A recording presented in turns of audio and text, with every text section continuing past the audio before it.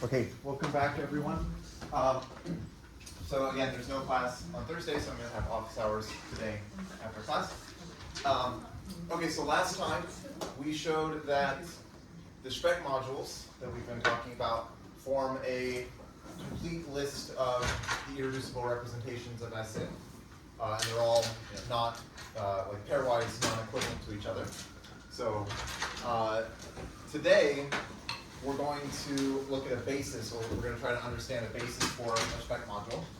So the idea is that we define the spec module as this span of these polytabloids, right? We have like the E sub t, these polytabloid things, and we just define the span of those within the permutation module in lambda to be this spec module.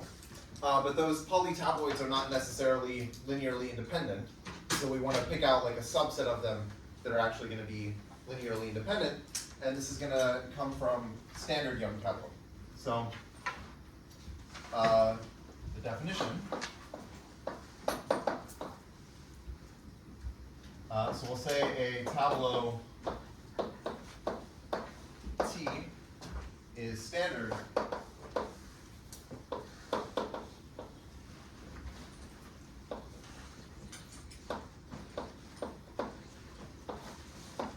if the numbers increase along each row and they increase along each column.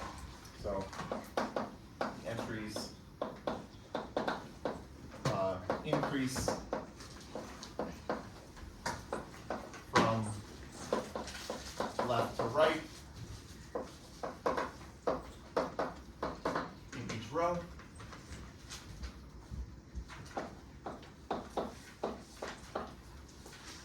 And they also increase from top to bottom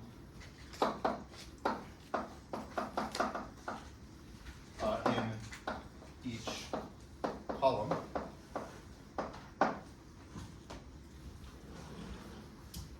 So as an example,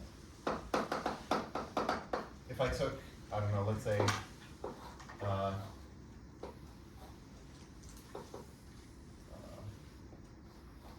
okay, so here's a partition shape, and here I'll do the same partition shape.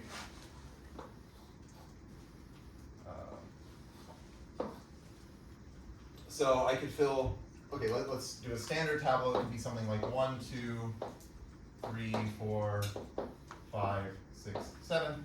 So you can see if I go along each row, the numbers are increasing. If I go down any column, the numbers are increasing. Whereas over here, so this would be standard.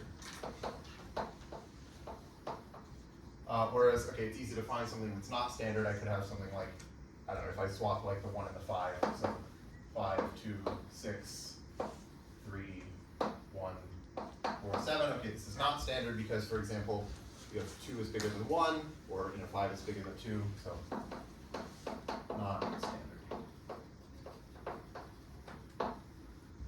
Okay.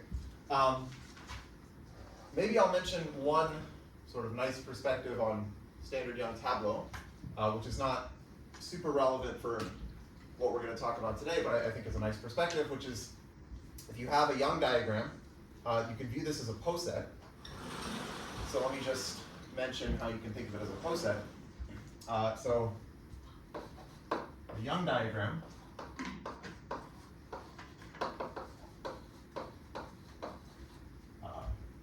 of lambda, or let's say the Young diagram of lambda, is a poset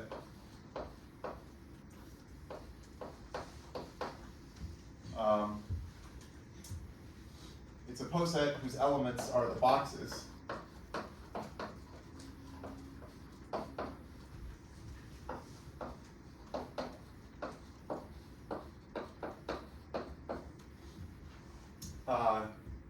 And the order relation is that going up the poset means that you're going to the right or down in the Young diagram. So where I'll say like box 1, this is like the first box, is less than or equal to box 2 if box 1 is I'll say weekly northwest of box 2. Okay? So like, another way you can think about this is if you want to think of the cover relations in this poset, box 1 is covered by box 2 if box 1 is immediately to the left of box 2 or it's immediately above it. Okay. So it's sort of like, it's not exactly the way that we were drawing Hasse diagrams, because we were drawing Hasse diagrams where like going up in the poset was literally going up, whereas now going up in the poset is like going in the southeast direction. But if you have this perspective, then a standard Young tableau of shape lambda is the same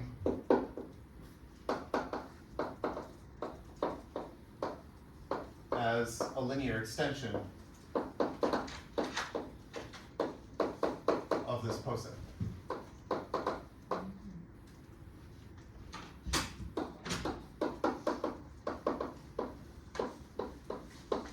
Right, so remember, a linear extension was basically an ordering of the elements of the poset so that you're going up in the poset as you list them. Well, here that's exactly what a standard Young tableau is. You can think of this as ordering, like listing the boxes in this order where I go like, okay, this box, and then this box, and then this box, this one, this one, this one, this one, like in the order of the numbers. And that's just listing out the boxes in a way that's going like up in the poset, even though up in this poset is like southeast. Okay? So again, this isn't so relevant, but I mean, one reason this is kind of nice is because sometimes there are results that people prove about standard Young tableau, sometimes coming from representation theory of the symmetric group, and then you can say, oh, well, standard Young tableau are just like linear extensions of these posets. I wonder if maybe similar results hold for like other posets that aren't necessarily coming from representation theory. So that's something that sometimes is useful to consider. Okay, but now going back to the representation theory, the standard Young tableau, we want to show that these actually index a basis of the spec module. So we want to show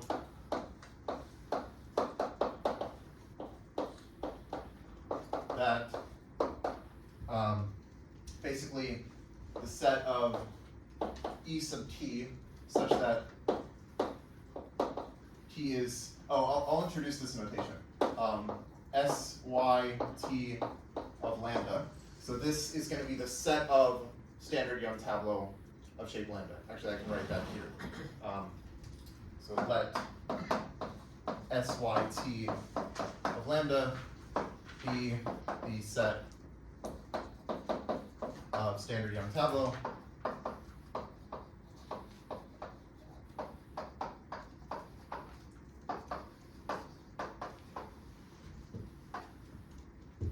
I guess, okay, I'm introducing the word Young, so okay, here I'm calling it a standard tableau, but it's typical to call it a standard Young tableau. So this is the set of standard Young tableau of shape lambda. And so here, the claim is that if we take the standard Young tableau of shape lambda and we look at the polytabloids that they give us, then this is a basis of the spec module S lambda. Okay. Okay, so we're going to try to show this. First, I need a little more combinatorial, a few more combinatorial definitions. So a composition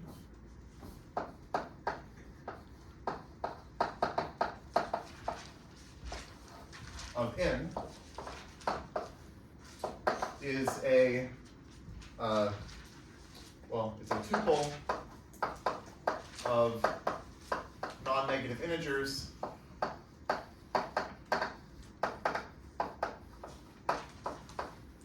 the sum to n.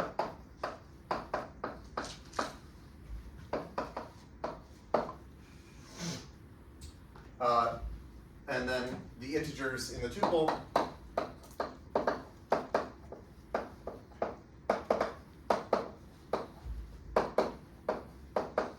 are called the parts of the composition. Okay, so it's basically like a partition, but the numbers don't have to be in weakly decreasing order. Okay, so as an example, we could have something like 3, 0, 1, 2. Okay, and that's a composition of 6. I guess I should say that sometimes people will call this a weak composition. So the weak means that you're allowed to have zeros. So sometimes people will say like a composition is a tuple of positive integers, and then a weak composition is a tuple of non-negative integers. I think here I'm just going to say a composition allows zeros. Okay. Then, like a lot of the stuff that we had for partitions, you can define similar things for compositions. Like we can still define like Farrer's diagrams and Young diagrams and tableau, right? So like the tableau or the Young diagram for this would be like 3 and then 0 and then 1 and then 2, right? So it's yeah, right. This is just like 3, 0, 1, 2, and then you can imagine filling this with boxes. That gives you a tableau of this shape, and yeah, a lot of the same stuff holds. We can also define the dominance order. Okay, so we have tableau for compositions, right? So okay, like 1, 2, 3, 4, 5, 6, something like that. And then we also have the dominance order on compositions, and it's defined in exactly the same way.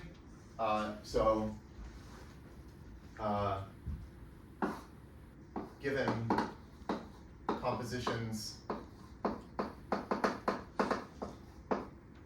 say lambda 1 through, well, okay, I'll call this lambda. So we have lambda, which is lambda 1 through lambda k, and mu, which is mu 1 through mu m. And these are compositions of n. Write that lambda, or so mu is dominated by lambda if, so it's the same inequality, lambda 1 plus dot dot plus lambda I is less than or equal to, or sorry, greater than or equal to mu 1 plus dot dot plus mu I for all I. And again, this is, we would say that mu is dominated by lambda.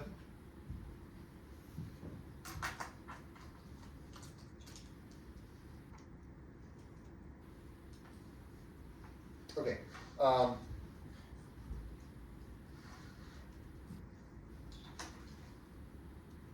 Okay, so now let's suppose we have some tabloid.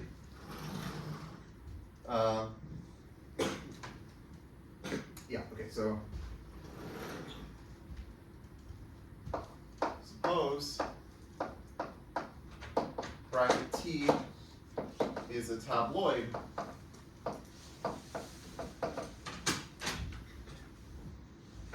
of shape lambda. Okay, lambda will be a partition of n, so just a usual notion of tabloid that we've been working with. Then for 1 less than or equal to I less than or equal to n, let bracket Ti be tabloid formed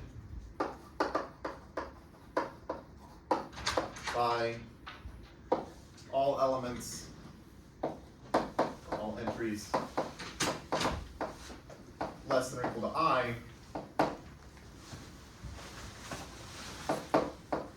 in T.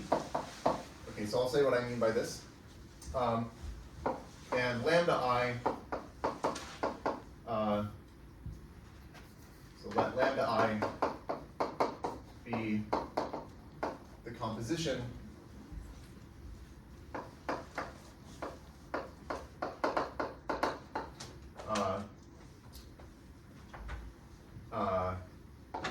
so that Ti has shape lambda I. Okay, I'll do an example of this.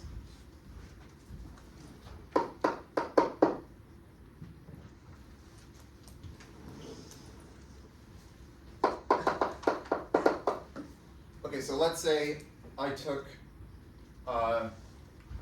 bracket T. Okay, so T is some tableau, so this will be the tabloid, let's say for 2 by 2 square here, and it'll be like 2, 4, 1, and 3. Okay, so that's some tabloid of shape 2, 2. Then what we're going to do is, okay, for I equals 1, I'm going to take just the box filled with 1, and okay, so then this tabloid T1 is going to be this tabloid, and okay, I should say I'm also defining tabloids for composition shapes. So this will be the tabloid where I just have like empty and then this box with a 1 in it. Right, so I've only taken this box. And so then lambda 1, well, let me do it here. So lambda 1 is the composition 0, 1. Then similarly, I can say, okay, for T2, that's going to be where we take the numbers 1 and 2 from T. So we get 1 and 2. And then lambda 2 is 1, 1. And then, okay, we can have T3. This is going to take the first 3 boxes, so boxes numbered 1, 2, and 3. So we're going to have this with 1, 2, and 3. And lambda 3 will be 1, 2. And then finally T4 is going to be just the whole thing. 1, 2, 3, 4. And lambda 4 is 2, 2. Okay? Any questions about that?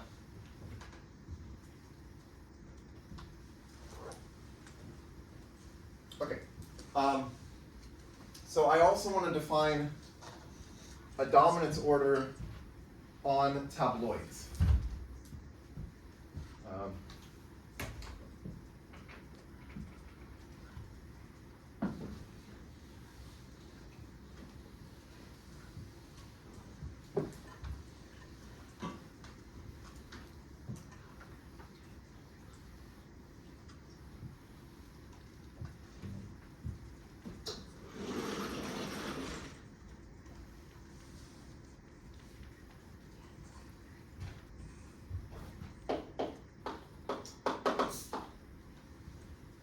Okay, so let's say we have 2 tabloids. Okay, I'll call them maybe T and U. So let T and U be tabloids with associated composition sequences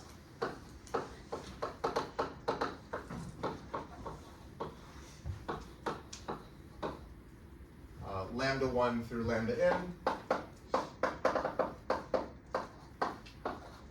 and mu1 through mu n. Right, so what I'm saying is, if we take the tabloid T and we do this procedure to get like lambda 1, lambda 2, lambda 3, and lambda 4, all the way up to lambda n, which are these compositions, those are these lambdas.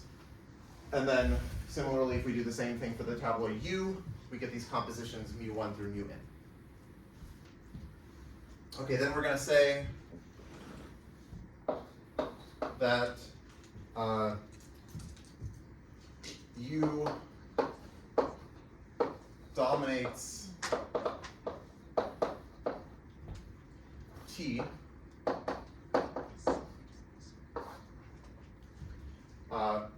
which we'll write with the usual dominance symbol. So bracket T is dominated by bracket U, or not which, so written. And this is if we just have that each of these compositions are dominating. So we want, I guess, okay, to say that U, oh, maybe I want it the other way around. Yeah, okay, let's just do it this way. T dominates U, written like this. If mu1 is dominated by lambda 1, mu2 is dominated by lambda 2, and so on, mu n is dominated by lambda n. Right, so the point is that each one of these is a composition, so then you can look at like compositions also in like there's a dominance order that we just defined for compositions, and so then you want this. Okay.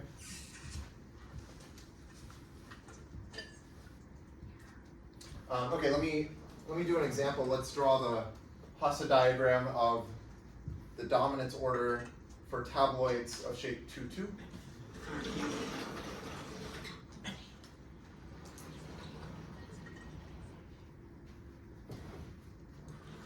So,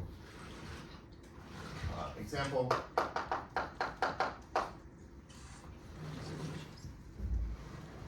Okay, so I guess at the bottom I'm going to have this tabloid with 1, 2, 3, and 4. And then above that, I'm going to have this tabloid with 2, 4, 1, 3. Okay, so let me think about why this is dominating this one. Well, if you take the first composition, like for here the first composition is 0, 1, and for here the first composition is 0, 1, so they're actually the same thing. If you take the second composition here, you get 0, 2. Right, so like the second composition, okay, if I write out all the compositions, I'm going to get 0, 1, 0, 2. Here I get 1, 2, and then 2, 2. And up here, I would get 0, 1, 1, 1. I would get 1, 2, and 2, 2. So almost all of these are the same. Like 0, 1 is the same as 0, 1, 1, 2 is the same as 1, 2, 2, 2 is the same as 2, 2. So those are, like, there's nothing to check there. But then here we see that 1, 1 dominates 0, 1, just because like 1 is greater than 0 and 1 equals 1. Or sorry, and 2 equals 2 equals 2. Yeah. So Okay, so that's why this dominates this. But then, okay, we can keep going, and hopefully I have enough room. I'm going to draw it very, maybe smaller. Oh, I should do it here.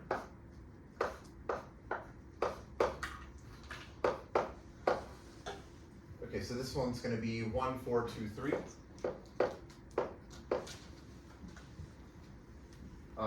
And then over here, okay, I'm not going to have enough room.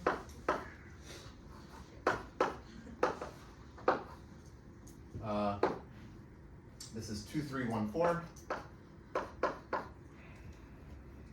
And then here, we're going to have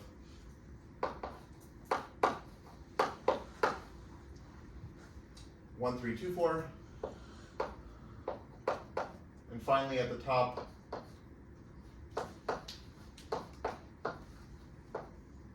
this is 1, 2, 3, 4.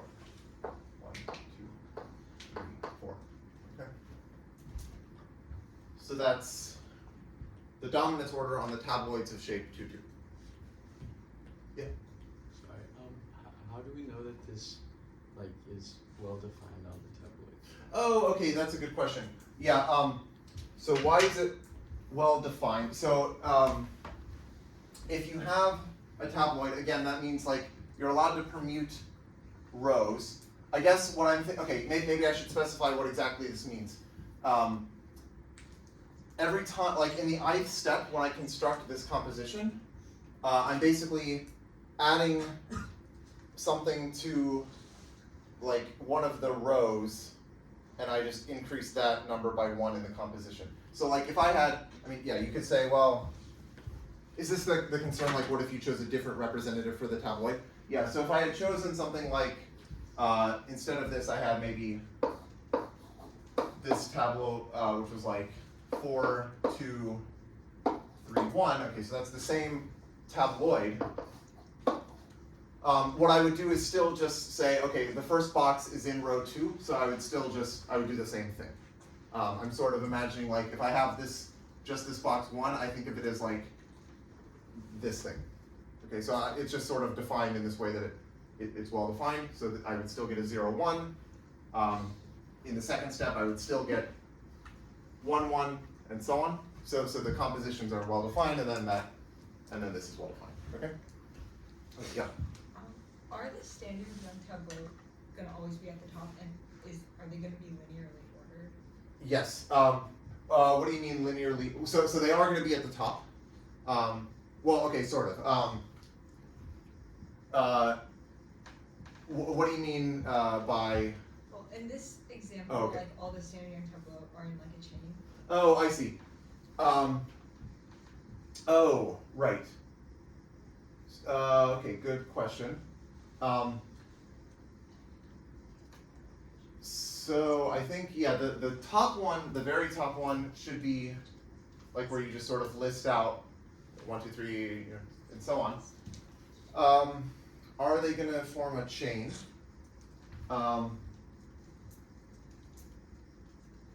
Maybe there's a way to see this. I kind of think, what is,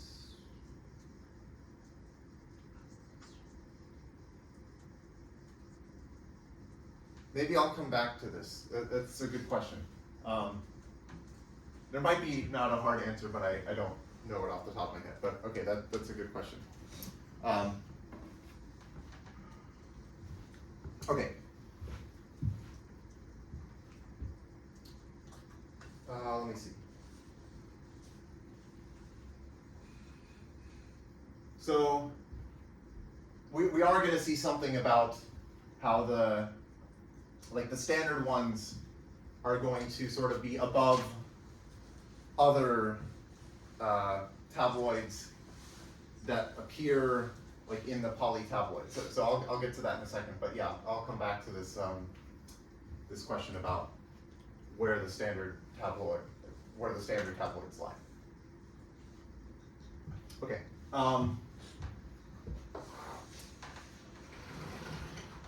So okay, here's a lemma.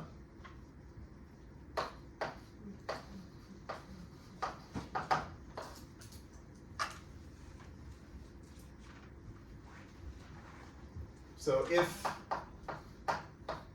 K is less than L, and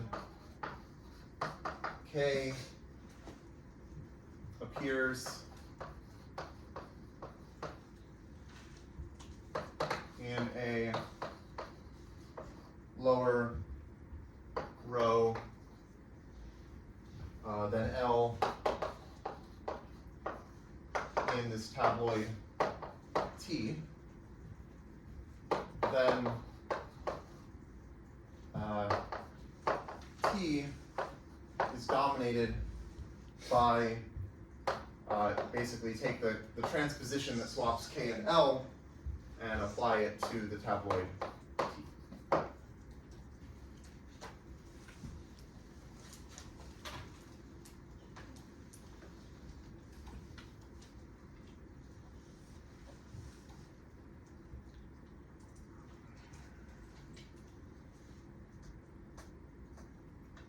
Okay. So the proof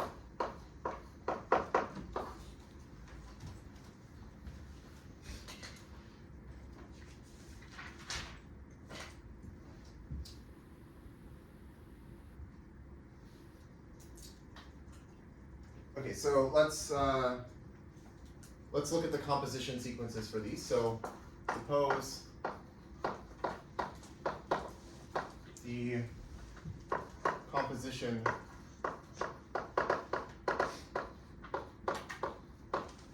sequences for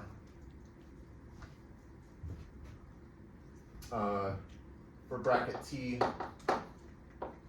and KL bracket T are, say, lambda 1 dot lambda n and mu 1 dot mu n.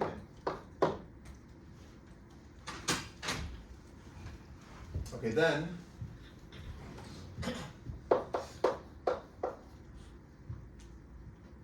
for I less than K or I greater than or equal to L, we have that lambda I equals mu I. Right, this is just because like you're only swapping the numbers K and L here, so like, you know, the numbers that are less than K and the numbers that are greater than or equal to L, or okay, certainly the numbers that are less than K and the numbers that are greater than L don't get affected, but also you can check that like if I is L, then it's also not affected.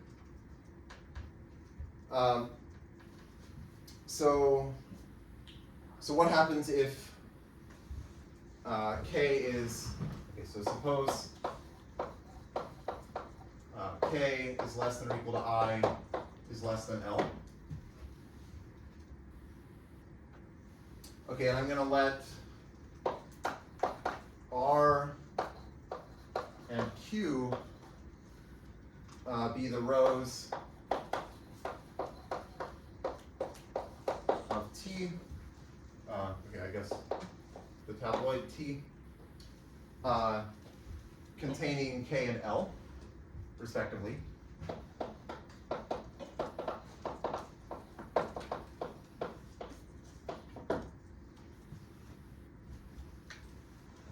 Okay, then if you just think about what happens here,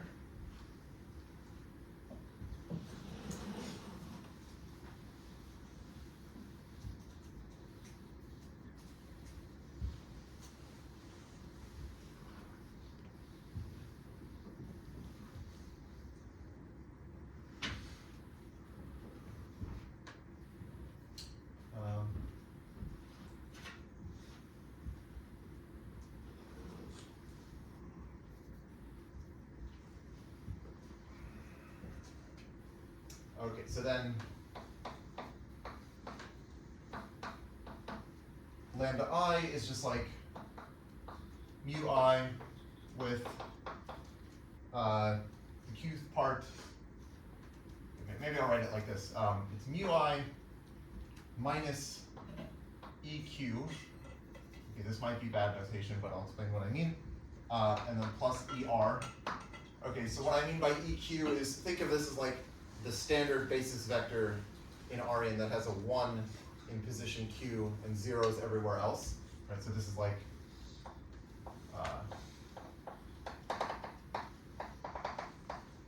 this is in position Q, and similarly this is the same thing but with a 1 in position R, and then you can just check that like the way you get from mu I to lambda I is you decrease the qth part by 1 and you increase the rth part by 1.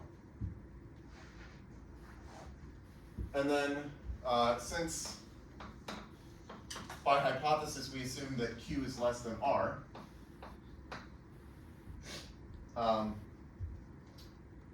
it follows that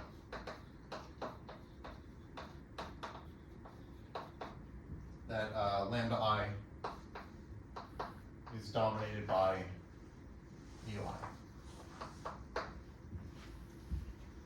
And that's true for every I, so that means that T is, where do I have this? That T is dominated by KLT. Okay.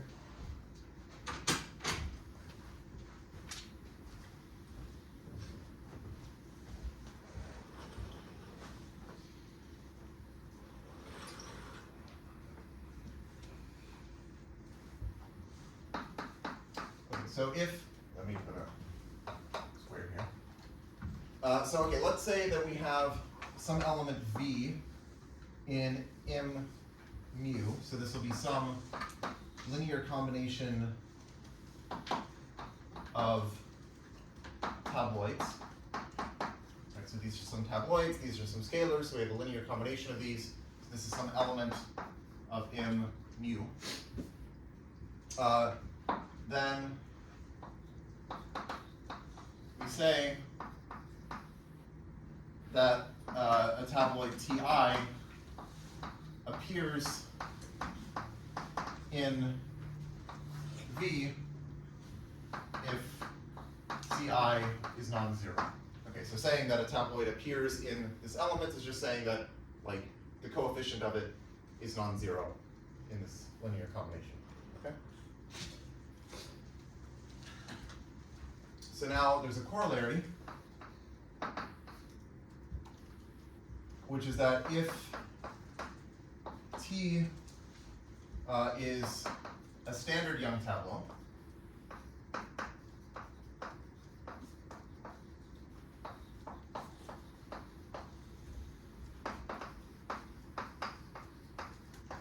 and we have some tabloid U appearing in ET, right? So again, ET is this polytabloid, so it's a linear combination of like a bunch of tabloids that you get from T by like permuting columns with signs attached to them, right? So you have this polytabloid, and if this tabloid appears in there, then actually the tabloid for U is dominated by the tabloid of T.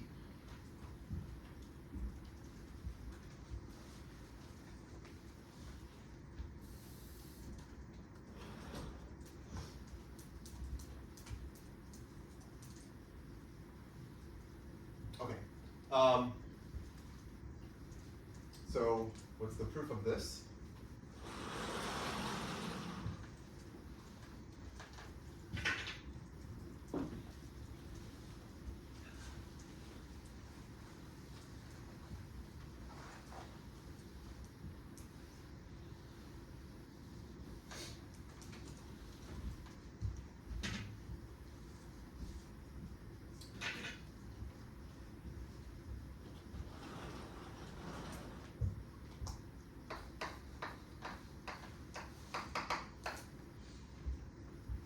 Okay, so let's say, let's write the tableau U as pi t, where pi is a permutation in the in this subgroup. So pi is in this C sub t, right? So remember, C sub t was the subgroup that you can get by like permuting columns of t. And I mean, this is exactly what it means for U to appear in ET, right? Because ET was this linear combination of things that you can get by permuting the columns of T. So that bracket U appears in ET. Okay, so now we're going to, I'm going to induct. Let's induct. Okay, maybe I won't write it as induction, but it is sort of an inductive argument. So what I can do is okay,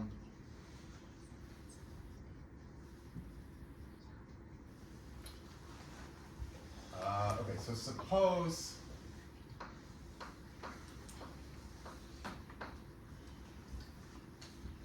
there exists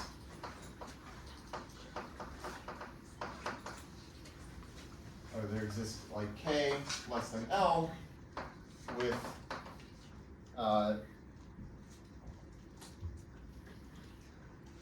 so k and L are in the same column of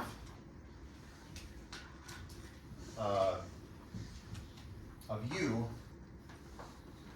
with k lower than L. So they're in the same column of U and k is below L.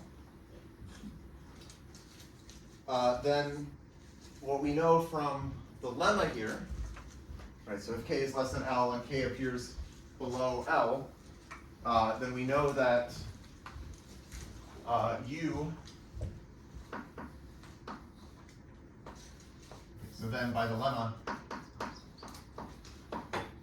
bracket U is dominated by KL bracket U.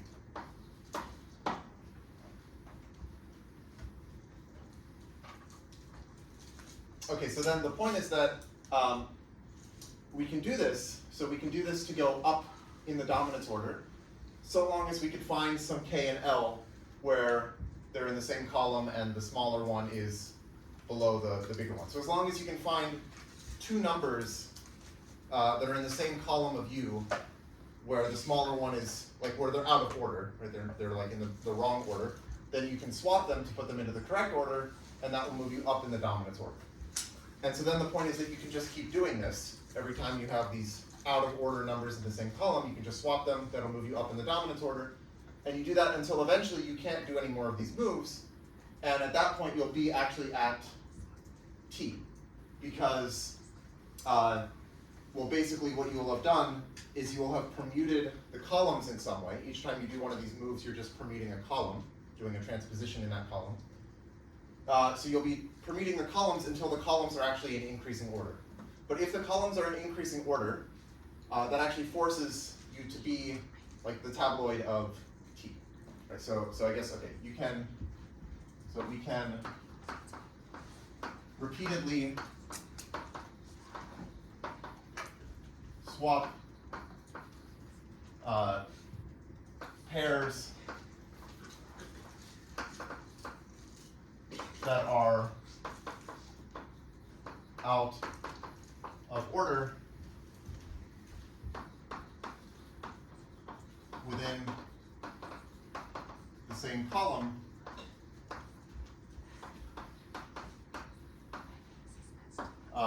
each time moving up in the dominance order.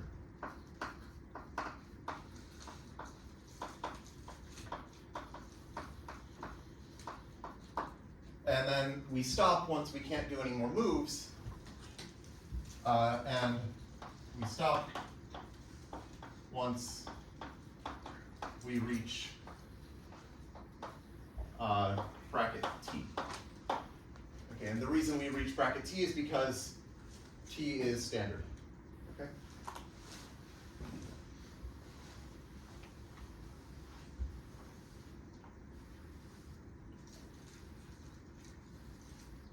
Okay, so what this is actually saying, what this corollary is telling us, is that if you look at the set of tabloids appearing in E sub t, well, T is one of them, like bracket T is one of those tabloids, and it is like the maximum element of that set in the dominance order. Right? So if you take the subset of the dominance order, like the sub-poset, consisting of just the tabloids that appear in E sub t, then that sub-poset has a unique maximum element, and that maximum is this this bracket. Okay?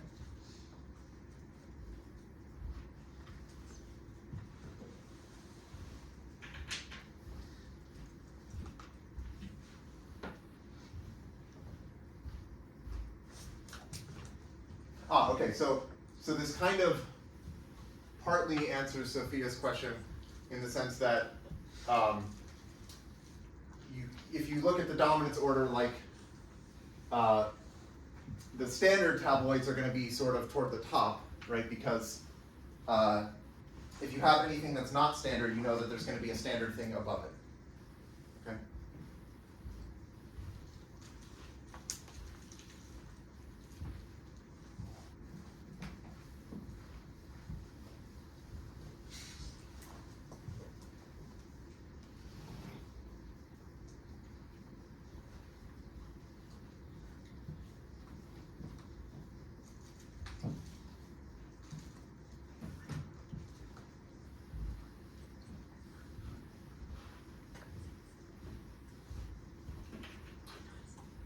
Okay, so here's another lemma.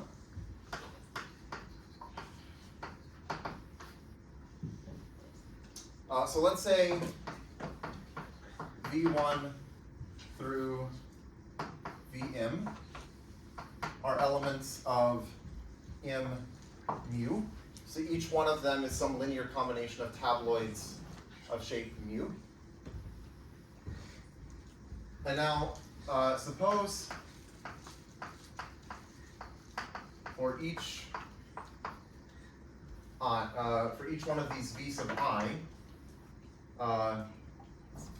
we can choose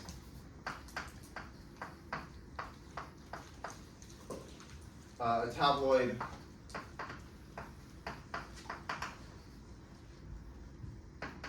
T sub I such that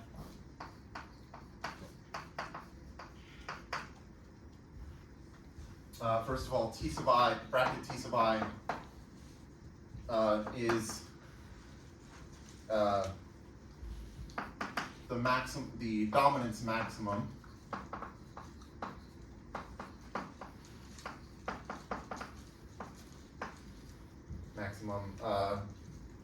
tabloid appearing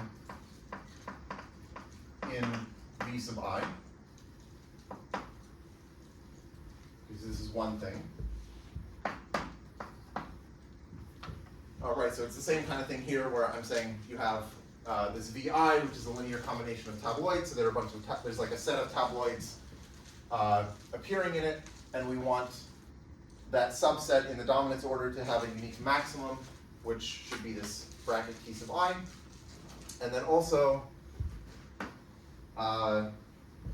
we want like T1 through Tm. So these maximum elements that we get from these different V1 through Vm, we want these to be distinct.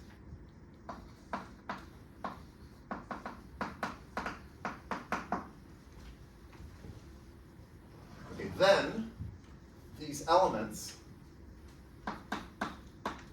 V1 through Vm, are linearly independent.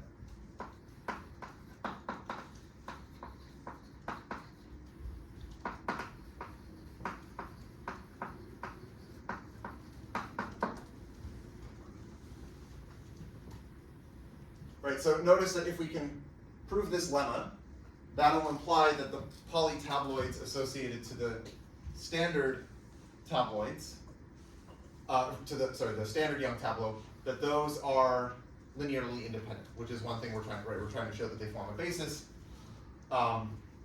This will show that they're linearly independent because we've already shown that, like, if these were the polytabloids associated to the standard tableau, well, we know that they have these dominance maximum tabloids, which are just the ones corresponding to the standard tableau. And they're all distinct just because, like, if you have two different standard tableau, they're not going to give you the same tableau. Okay.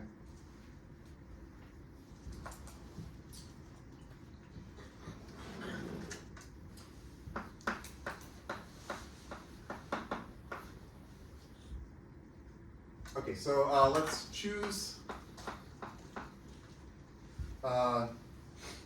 Okay, so we can order these. We can choose the indices so that bracket T1 is maximal among bracket T1 through Tm in dominance order.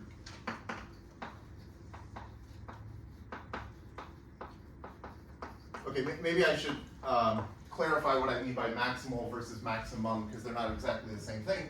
So in general, if you have a poset, an element is maximal if there's nothing above it, right? And then an element is maximum if it is above everything. But these are not the same thing, because, like, okay, this is just sort of a side remark, but, like, if I had, like, this poset, for example, it's a poset with 3 elements, each one of these 2 elements is a maximal element, because there's nothing above it, right? There's nothing above this, there's nothing above this, but neither one is maximum, because maximum is saying that you have to be above everything, but, like, this thing is not above that thing. But if I had, like, this, that element would be maximum, and also maximal. Okay, so here I'm just saying, like, we don't know, like, we have these T1 through Tm, we don't really know how they're configured inside of the dominance order, but we know there's some, like, among them there's one that's maximal. If you take the sub-poset of the dominance order on these M tabloids, one of them is going to be maximal. So let's just pick T1 to be maximal. Okay, so then what can we do?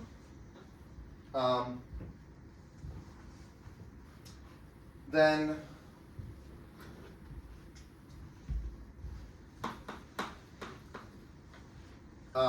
if you take this tabloid T1, this appears in V1, just by definition, right? It appears in V1, but not in V2 through Vm, just because of these conditions, right? Because bracket T1 is not less than, like, if you consider, say, like, V2, bracket T1 is not below bracket T2, because we chose it maximal, and since it's not below bracket T2, this condition tells us that bracket T1 cannot appear in V2, and similarly for the others. Okay, so this it appears in V1, but not in those, not in the others. So therefore,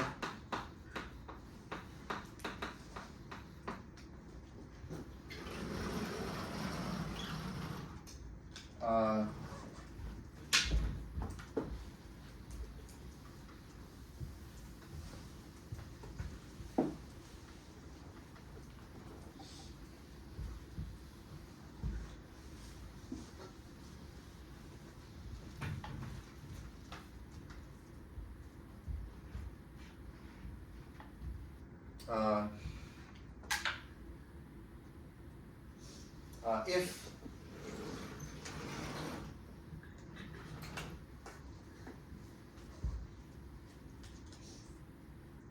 okay, so yeah, so in any linear dependence relation, like if we wrote C1 V1 plus dot dot dot plus Cm Vm equals 0, we must have C1 equals 0, right? Because if C1 was not 0, you could solve this for V1, and you find that V1 is some linear combination of the other ones, but then it would have to appear in one of the other ones, and it doesn't. So you must have C1 equals 0, but then we can just continue by induction on M, right? We say, okay, well, if we have a linear relation like this, actually this is 0, so then we can cut it down and look at V2 through Vm, but now just run the same argument, find one that's maximal, find the next TI that's maximal, show that that coefficient also has to be 0, and so on. Eventually all of the coefficients have to be 0, so that's the same as saying that the V's are linearly independent. Okay, so continue by induction on M to find that all of these, so C1, C2, all the way to Cm, these are all 0. Okay, and that shows that they're linearly independent. Okay, and then, as I was saying, if we apply this lemma where V1 through Vm are the set of polytabloids associated to the standard Young tableau, then we get that those are linearly independent. So I'll just record this as a proposition. The set, or the polytabloids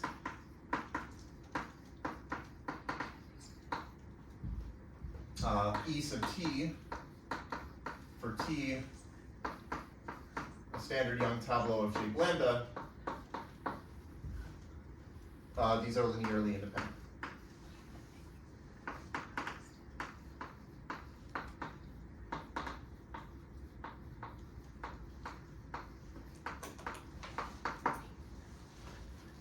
Okay.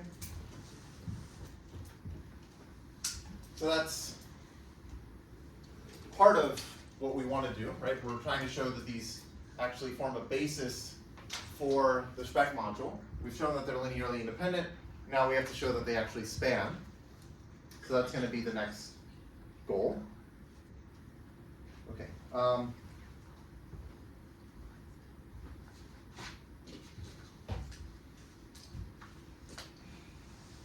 Okay, so let's try to show that these span. Or maybe I'll start over here.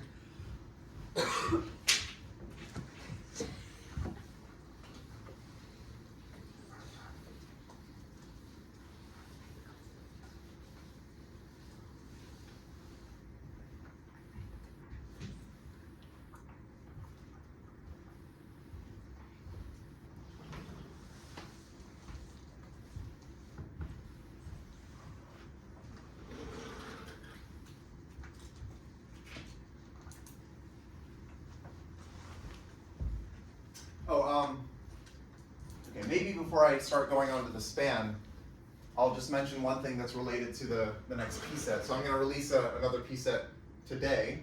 One of the questions will ask you to prove a formula for the number of linear extensions of certain posets. So I just want to mention something that we'll talk about later, which is a formula for the number of standard Young tableau of shape lambda.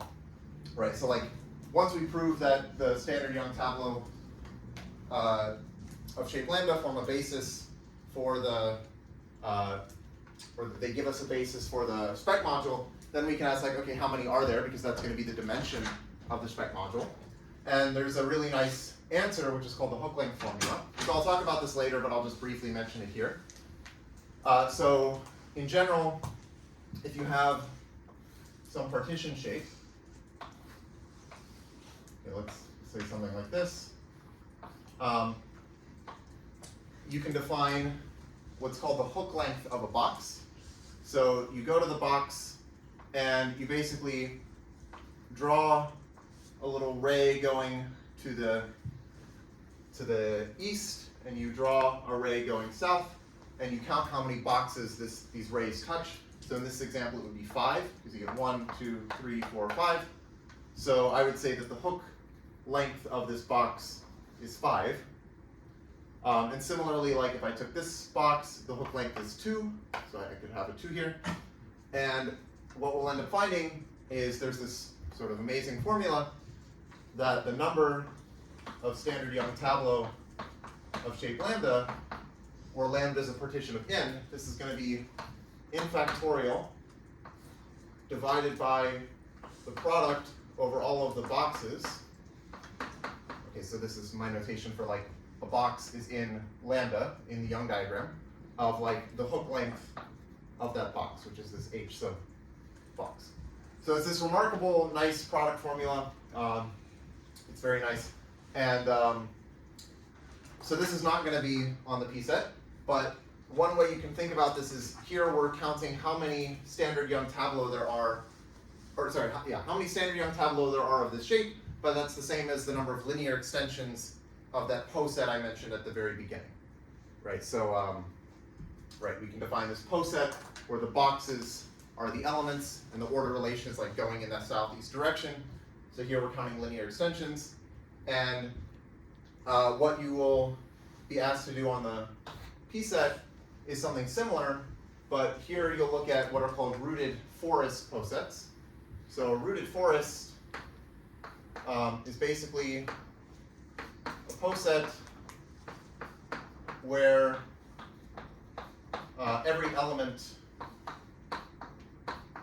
is covered by at most one thing. So this is a rooted forest, and you can see that like each element, like it looks like sort of a tree, or 2 trees in this example. And yeah, so everything is kind of, there are these roots, and everything is growing down from the root. And then if you take an element, so let's say I take this element here, I can define its sort of hook length, and the hook length is just the number of things that are less than or equal to it. So in this example, it would be 1, 2, 3, 4, 5, 6. So here the hook length, like if this element is, let's say V, then the hook length h sub V would be 6, because there are 6 things that are less than or equal to it. And what you'll be asked to show is that if P is a rooted forest poset, and let's say it has n elements, then the number of linear extensions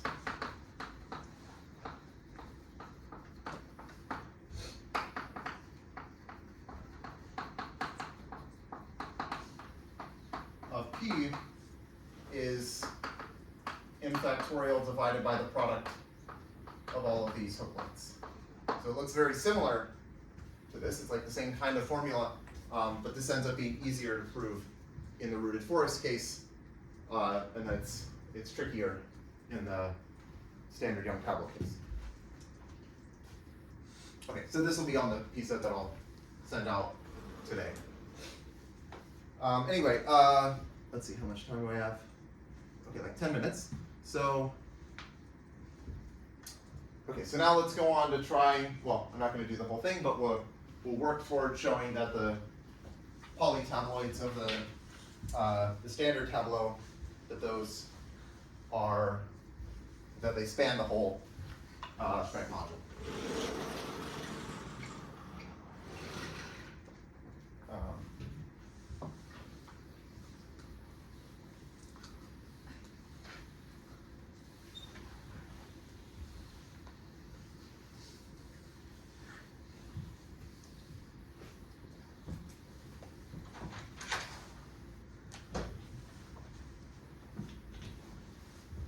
Okay, so what we're going to try to do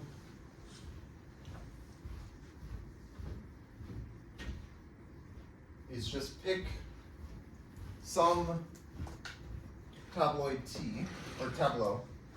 Okay, so pick some tableau T, and then we want to show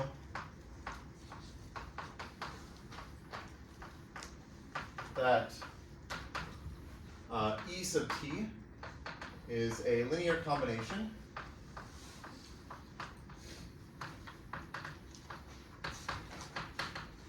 of standard polytabloids.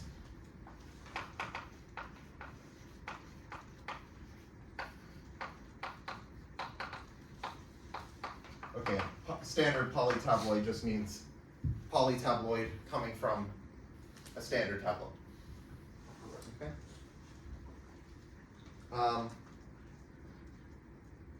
So we can assume, we may assume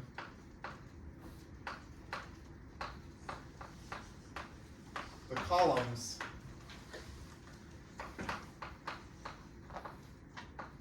of T are increasing. And by increasing, I mean from top to bottom. So each column is like in the correct order, going from top to bottom. Because if they're not in increasing order, then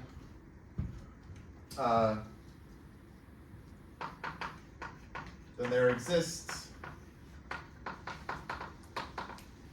some permutation sigma in C sub T, so it permutes the columns such that sigma T does have increasing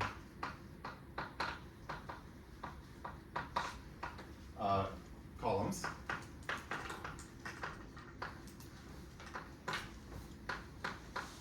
And then one thing that we've seen earlier in some lemma, I think maybe last time, was that this polytabloid E sub T, or sorry, E sub sigma T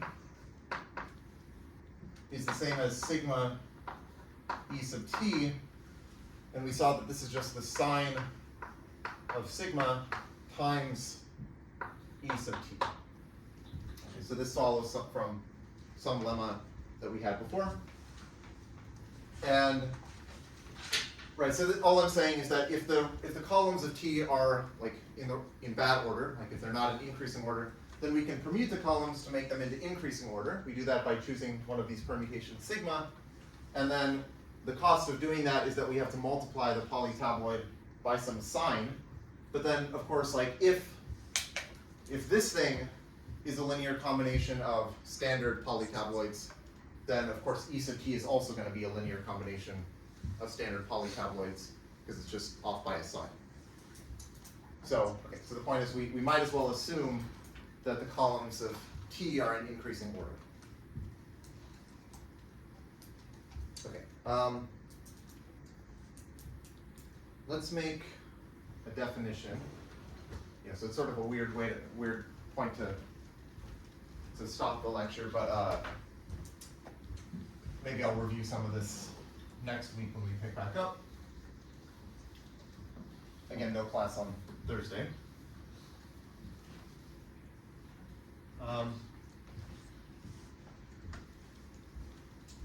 So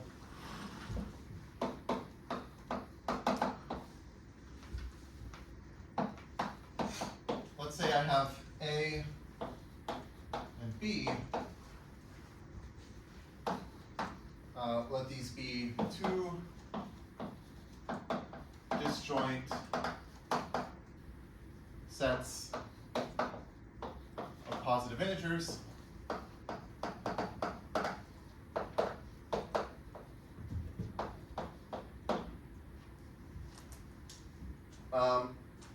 And let's choose a set, let's say capital Pi of permutations in S sub A union B. Okay, so A and B are two sets of positive integers, so we can consider like the group of permutations of the numbers in A and B. So S of A union B. And I'm going to choose a set of permutations such that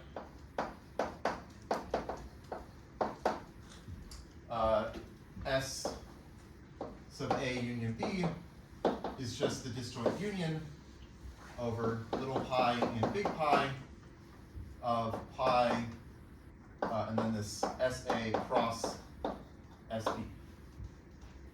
Okay, so actually all I'm saying is that I want capital Pi to be a list of coset representatives for this subgroup of SA union B, right? SA cross SB is a subgroup of S of A union B, and I'm just choosing a set of coset representatives. And in fact, in the P set, you'll also be asked to like construct an explicit list of coset representatives. So in this setup, we're going to define what's called the Garner element. Okay, so then the corresponding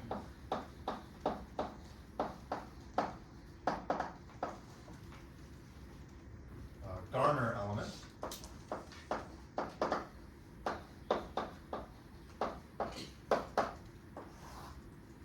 is, okay, so it's G sub AB, and it's defined to be the sum over all of these permutations pi in capital Pi of the sine of pi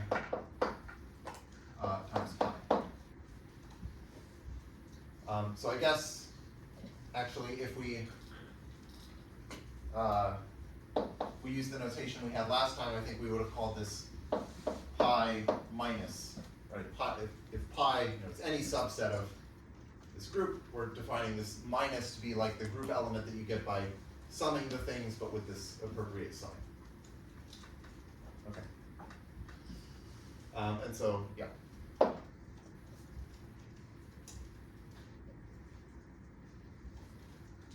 Okay, so I guess I can tell you what we're gonna, or what you'll be asked to prove on the P set, and that is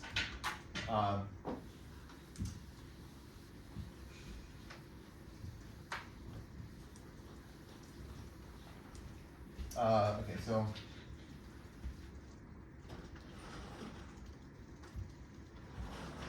for each